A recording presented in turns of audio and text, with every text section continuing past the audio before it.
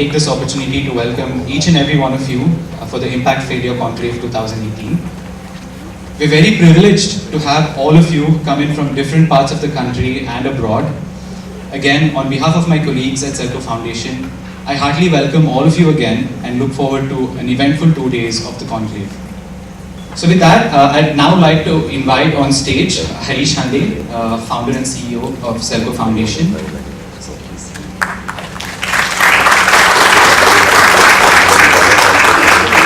Sonam Mukherjee, Professor of Organization Behavior, Indian Institute of Management, Bangalore. Rohini Nilekani, the writer and a well-known philanthropist. And Professor G. Raghuram, the Director of Indian Institute of Management, Bangalore.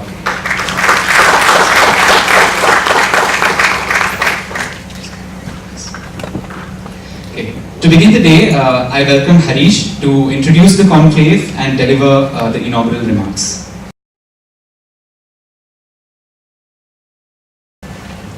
Thanks, Vivek. Thank you so much for coming. I think, thanks first, I should thank Saurav and Professor Raghuram for giving us this wonderful facility to host. And we were surprised when we wanted to have this conference of losers as we wanted to do. And we had more number of people registered, and so I think a lot of people have failed to come in time because of the traffic. Hopefully that becomes a topic for next year, how to beat the Bangalore traffic in many ways, right? So as a lot of old friends here, a lot of us, what happens is why we wanted this a conference as a come out conference in many ways, saying that how do we come out with actually talking about our failures and not masking the failures and saying that learnings, and then just like in any interview you say what's your biggest failure is or negative point is like I'm a very hard worker and I don't know when to stop working. That's not what we're going to talk about hopefully in the next 2 days, and hopefully people are very transparent, very brutal of where we fail and how we fail, and learnings, yes, let other people judge how the learnings can be taken forward. And so we request everybody, speakers as well as the panelists, to truly say, I mean, this is a mistake. We all do mistakes in many times. So we wanted to cover a lot of other topics. Unfortunately, though we are SELCO as an organization is known for energy, we said, can we pick up failures from other fields and just see how do we do that. So we did rigorous in terms of, and the people that we didn't select for this topic were people in the restaurant business, and because we had interviews with a lot of cooks, we don't want to hear those failures. The second which we didn't pick up is people from surgeons, because the patients didn't allow that to happen. And the third is that we didn't get anybody alive was from the flying sector. And one where we keep learning, not learning, we keep failing, but we never learn. So we didn't bring that sector, but I know many of you are experienced in the marital sector, and we didn't bring that because we all. But other than that, we tried to cover people from the other sectors where we think we can learn from and pre-test. So with that, I would say please use this as something that because it's, as a country, as you know, when a girl comes back home with 95 out of 100, we all ask, where did you lose your 5 marks? Rather than celebrating something that people have achieved. And failure is such a wrong term in a society like ours. Can we push those boundaries? We've also had organizations who refuse to come saying that we have had no failures. We don't want to do failures because our funders will not like us to talk about failures. I cannot talk in front of some of the funders, or if you publicize it, we might never get the funding. I think this fear of failures is something that is deceptive, and it's completely morally unethical for us to leave behind for our youngsters to start from where we leave, rather than repeating the mistakes that we've all gone through clearly. And hopefully that we use these 2 days as something to be bold enough to say, yes, I have failed, so what, but this is where I've learned. Thank you so much and for coming. I know we have a lot more people who have registered who hopefully beat the traffic and come, but I think let's enjoy those 2 days and celebrate what is there and take it forward. Thanks, Vivek. Thank you very much. I also want to mention that while we were discussing on the failures, and I'm sure we've had a lot of advice, thought process from Rohini, that's why we asked also Rohini to start this, because something that she broke the thought process was, from us, was, well, initially we were thinking about startup failures, but startup is, everybody fails during startup, but how do you then look at failures at different levels? So thanks Rohini for doing, giving so much advice and starting this and setting the platform of what it is.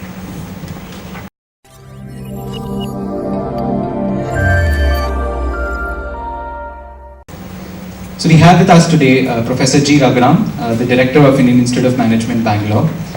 Professor Raghuram has a PhD from Northwestern University in the US, a postgraduate diploma in management from IIM Ahmedabad, and a BTech degree from IIT Madras.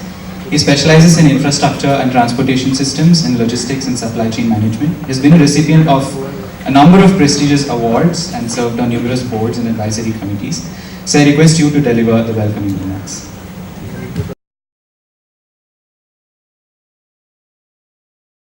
Hi, good morning to all of you, and firstly let me welcome you to this beautiful campus, and I hope that over the next 2 days not just the architecture and the verdant greenery that you will enjoy, the food of course, also the intellectual atmosphere that hopefully will get provided over the next today and tomorrow.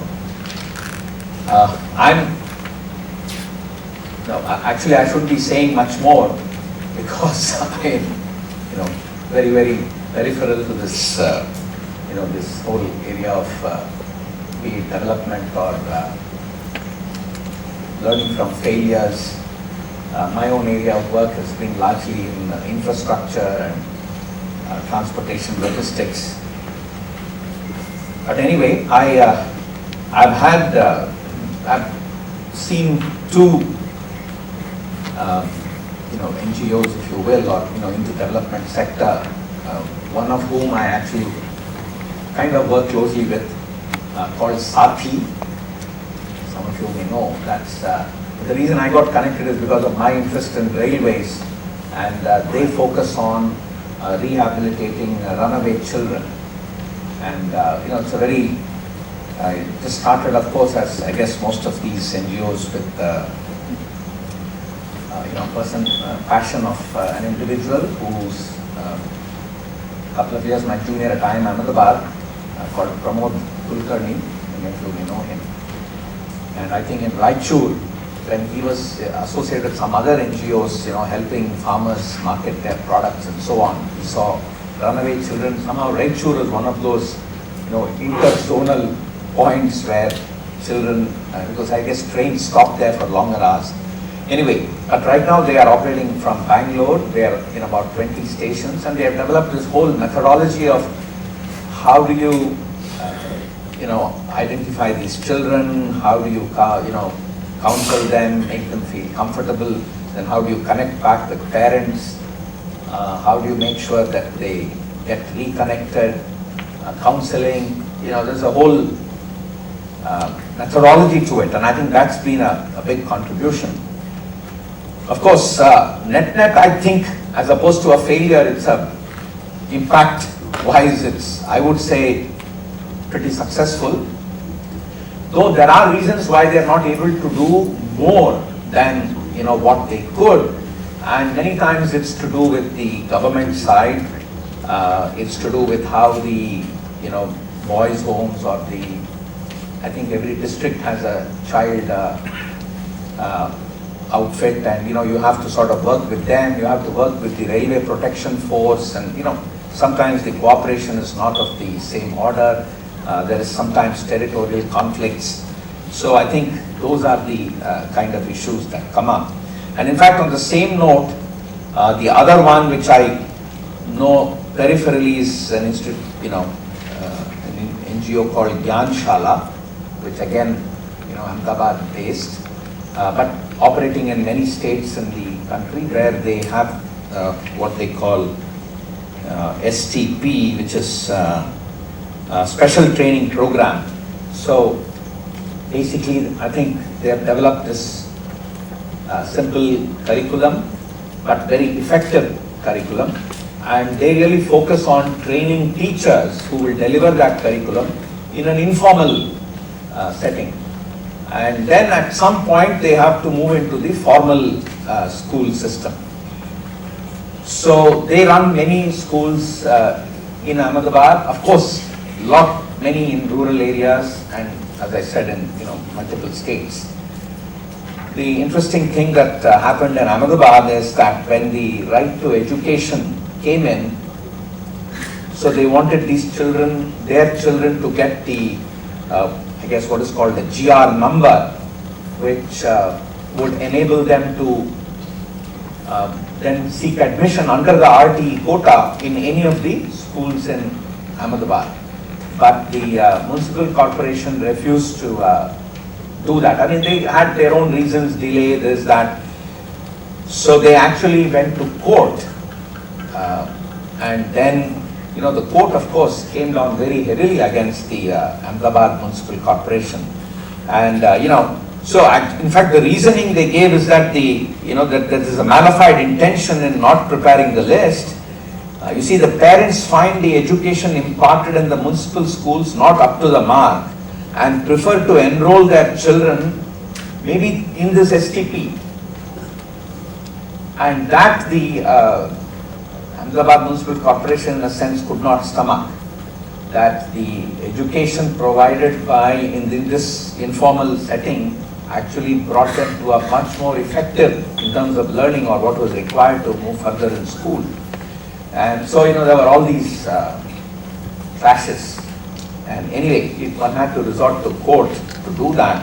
And, so that's the kind of energy and, which sometimes gets dissipated. Of course, both these examples I've given where there is an external reasoning, I guess, and sometimes driven by government, which is not able to either provide the required cooperation, they get caught in their own bureaucracy, or in this particular case, a clear example of not able to stomach that somebody else can do a better, can do better in education than what they themselves were trying to do in their schools.